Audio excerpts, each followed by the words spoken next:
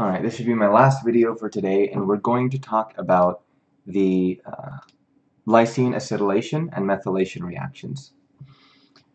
So I'd like to draw your attention to this nice graphic that I found on the internet here, where's my pen? There we go. So where it shows us lysine and how it can go either way. Now please keep in your mind the native state of lysine that we're discussing here, NH3+.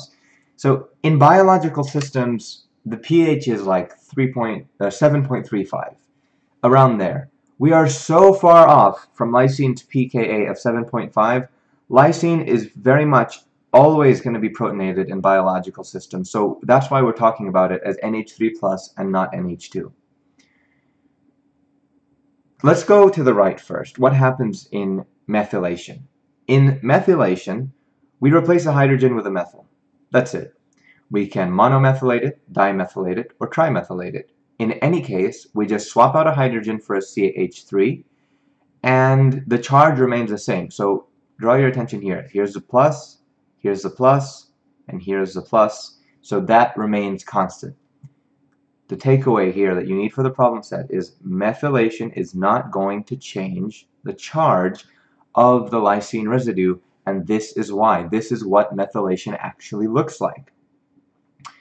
And don't worry about this whatsoever. Now, acetylysine, if you go the other way, and I want to zoom in here, let's see if I can get into this. Here we go.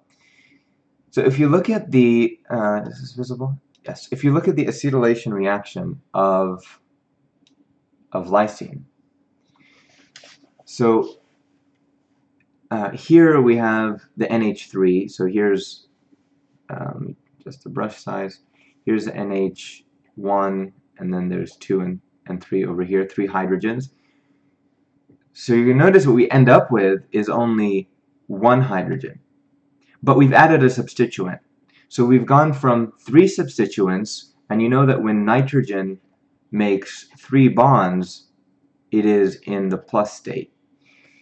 So here we have plus, and then here we only have, when it makes 4 bonds, it's in the plus state.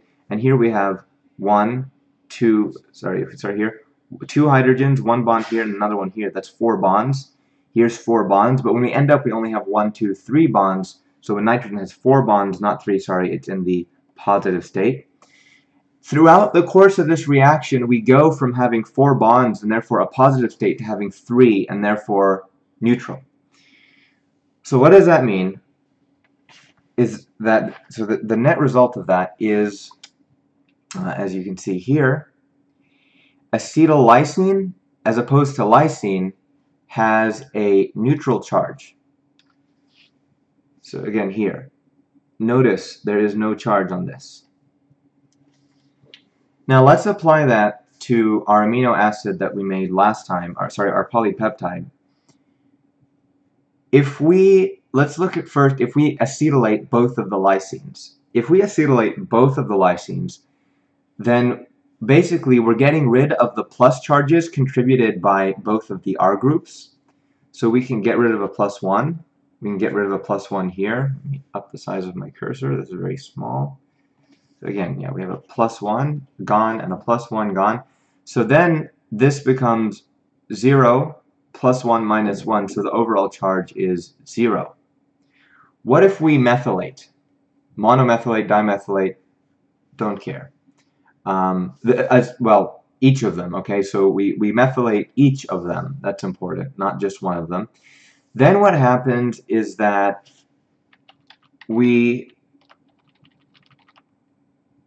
do not get rid of these positive charges. So the positive charges remain, so we still have +1, +1, +1, +0, and -1 for the polypeptide, as we spoke about in the last video. So the net charge is still +2. Nothing has changed. So as long as you understand that, then when you're solving the problem set, you find your polypeptide chain, you draw it out, and by the way, the pKa's I've been using are from the textbook. Make sure you use the ones from the lecture if they're different as specified in the problem set. So once you find out the charge on it, Look at the lysine residues. Understand that the R groups are what are being acetylated or methylated. If you methylate, the charge does not change. If you acetylate, the charge goes from positive to neutral. Very simple. And then you just sum it up and you figure out what the differences are.